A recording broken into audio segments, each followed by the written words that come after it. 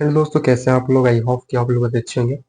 दोस्तों, आज DAV class 6 का साइंस चैप्टर नंबर 7 को मैं आज पढ़ाऊंगा।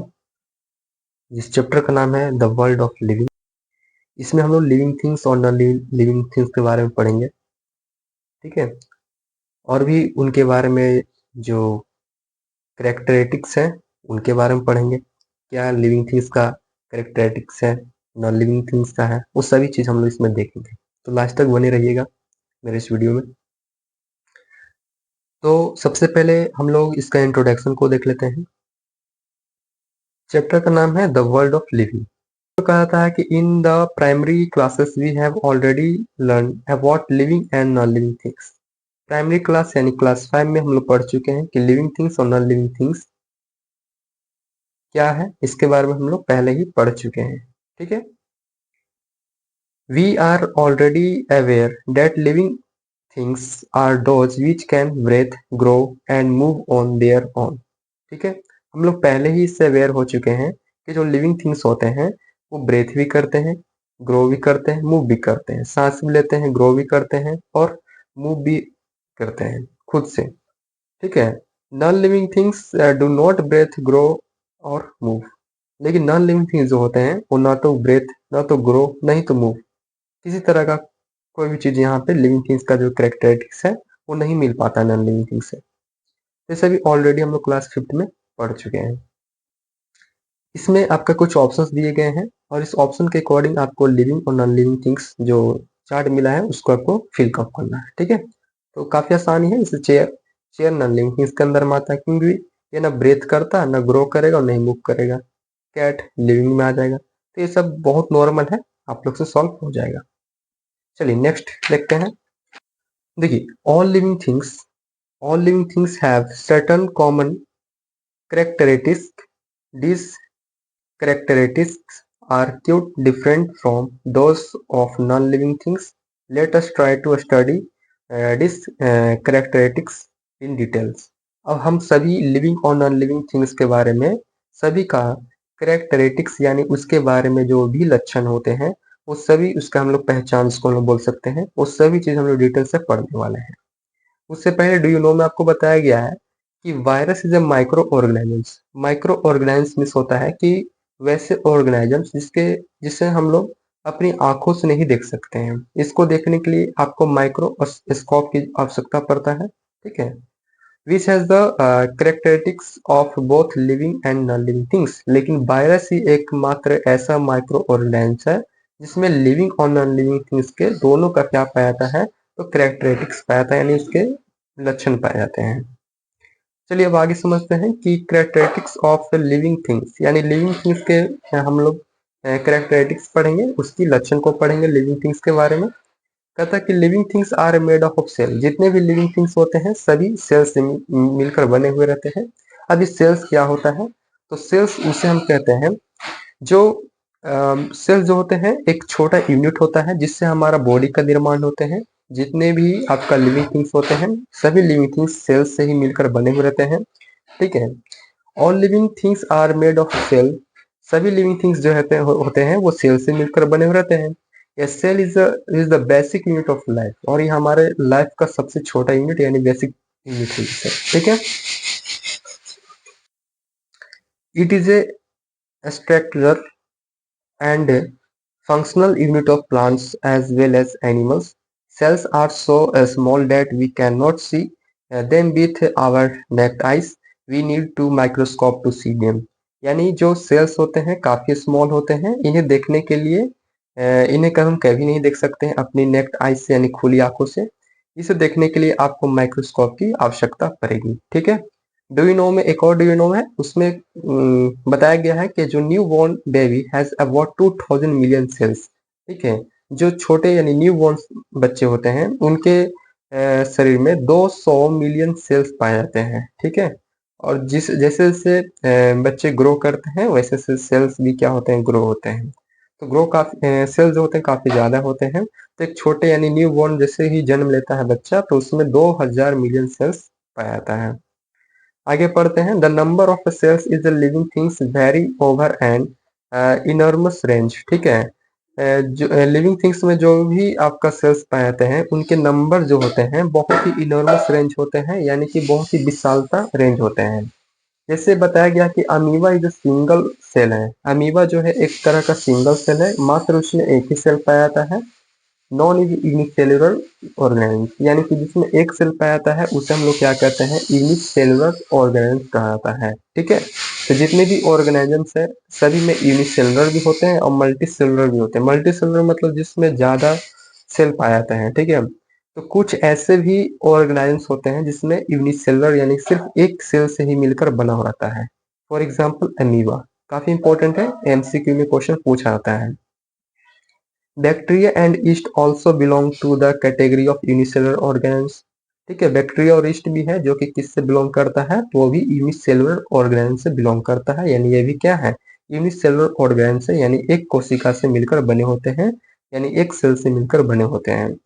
N organisms which consist of many cells is called a multicellular organisms, यानी कि वैसे ऑर्गेनिज्म जो बहुत सारे सेल से मिलकर यानी कंसिस्ट होकर बने होते हैं उन्हें हम लोग क्या बोलते हैं, मल्टी सेलुलर ऑर्गेनिज्म बोलते हैं। जैसे हमारा जैसे हम लोग हो चुके हैं, यानी ह्यूमंस हो गया है, एनिमल्स हो गया, कैट्स हो गया, हॉर्स हो गया, ये सब जितने हैं ना सब क्या है, मल्टी सेलुलर ऑर्गेनिजम्स के अंडर में आते हैं। क्लियर है, हम लोग हो चुका है। अब समझते हैं एक्टिविटी फर्स्ट। एक्टिविटी फर्स्ट में क्या कहा गया है कि peel off an onion and carefully take out a leaf from. एक आपको ओनियन लेना है, ओनियन को क्या करना है, पील करना है, यानी इसको छीलना है। छीलने के बाद उसको carefully take out a leaf from, यानी उसमें से आपको उसके जो लीफ होते हैं वो उसको आपको क्या करना है, निकालना है। ठीक है, it no separate its membrane, और जो लीफ में जो मेम्ब्रेन होते हैं उसको आपको क्या करना है, सेपरेट रखना है। Put the membrane on a neat glass slide, यानी कि ग्लास स्लाइड पर उसको क्या करना है, उस मेम्ब्रेन को आपको रखना है। Put A drop of saffron in and put a cover slip over it, यानी कि इस पे एक केमिकल यूज करना है जिसका नाम है सैफरिन। इसका आपको ड्रॉप को क्या करना है, उस पे रखना है, ठीक है, मेम्ब्रेन पर, और उसको क्या करना, कवर कर देना है। Observe it under a microscope. Do you observe a structure similar to the structure so in the given diagram? आप जो इस डायग्राम में देख रहे हैं, ठीक है, उसी टाइप से क्या हो जाएगा कि उस टाइम जो आप उसको माइक्रोस्कोप से देखने के बाद जो माइक्रो ऑर्गेन्स होते हैं वो आपको दिखने लगता है। ठीक है, जो आपका इस डायग्राम में है कुछ इसी टाइप से आपको दिखेगा। तो एक्टिविटी 1 है, आप ऐसा करिएगा तो, और माइक्रोस्कोप से आप देखिएगा तो जो आपका ओनियन का जो मेम्ब्रेन था ना, उस मेम्ब्रेन को आप देखिएगा तो कुछ इस तरह से आपको दिखेगा। तो एक्टिविटी फर्स्ट में ऐसा ही बोला गया है, आप इसको करके भी देख सकते हैं। नेक्स्ट टॉपिक है living things grow. Living things grow, living things जो होते हैं ग्रो भी करते हैं। ठीक है, हमने पहले पढ़ा है कि लिविंग थिंग्स ग्रो भी करते हैं। ठीक है, साथ साथ में ब्रेथ भी करते हैं, मूव भी करते हैं। तो इसमें सिर्फ आपको एक ही करेक्टरिस्टिक्स दिखना है जो कि ग्रो का दिखना है, यानी लिविंग थिंग्स जो होते हैं वो ग्रो कैसे करता है। कहता है कि you must have seen A small stippling growing into A plant. आपने देखा होगा कि जो छोटे स्टेपलिंग होते हैं, स्टेपलिंग मतलब होते हैं जो पौधे से भी छोटे होते हैं। ठीक है, उसे हम लोग स्टेपलिंग कहेंगे। जिससे हम लोग कहेंगे ना बीज में जो आपका एक उत्पन्न होता है जिसे हम लोग अंकुर कहते हैं, वो उसी को स्टेपलिंग कहेंगे। उससे ही प्लांट्स में कन्वर्ट होता है, फिर प्लांट से डायरेक्टली फिर ट्री में कन्वर्ट होता है। तो इस टाइप से ग्रो करते करते जाता है वो। तो स्टेपलिंग जो है वो ग्रोइंग इनटू प्लांट, स्टेपलिंग जो है वो किस में ग्रोइंग किया, तो प्लांट्स में ग्रोइंग किया। ग्रोथ ऑफ ए बेबी, और भी इसके एग्जांपल जैसे कि बेबी भी ग्रोथ करता है टू ए चाइल्ड, यानी कि बेबी को चाइल्ड में ग्रोथ होना, ये भी एक ग्रोथ हुआ। देन टू एन अडल्ट, उसके बाद फिर ये अडल्ट बनता है यानी बड़े हो जाते हैं। Also show the characteristics of growth in a living things. ठीक है, लिविंग ऑर्गेनिज्म। तो यही क्या है, लिविंग ऑर्गेनिज्म का क्या है, यहाँ पे एक लक्षण होते हैं। ग्रो करना ही एक क्या होते हैं, इनका करेक्टरिस्टिक्स होते हैं। ठीक है, however animals do not grow after a particular age, मगर एनिमल्स जो होते हैं वो एक पार्टिकुलर एज जब उनका हो जाता है, कुछ खास एज हो जाते हैं तो ग्रो करना बंद कर देते हैं। ठीक है, कहता है plants continue to grow throughout their life, लेकिन प्लांट जो होते हैं वो अपने जितने उसका जो लाइफ है ना, वो अपने लाइफ तक क्या करते हैं, ग्रो करते रहते हैं। ठीक है, चलिए, तो आप इस डायग्राम में देखते होंगे कि एक बीज को, एक सीड को यहाँ पे लगाया गया है, उसके बाद कुछ इस तरह से हुआ, उसके बाद फिर ये एक प्लांट्स में कन्वर्ट हो चुका है। तो ग्रोथ हुआ, यानी कि हम लोग कह सकते हैं कि प्लांट्स क्या लिविंग थिंग्स हैं। उसी टाइप से इस डायग्राम में देख सकते हैं, तो एक चाइल्ड है, ठीक है, इस टाइप से ग्रोथ हुआ। ठीक है, तो आप लोग समझ रहे होंगे। अब नेक्स्ट टॉपिक्स है, living things need food and water.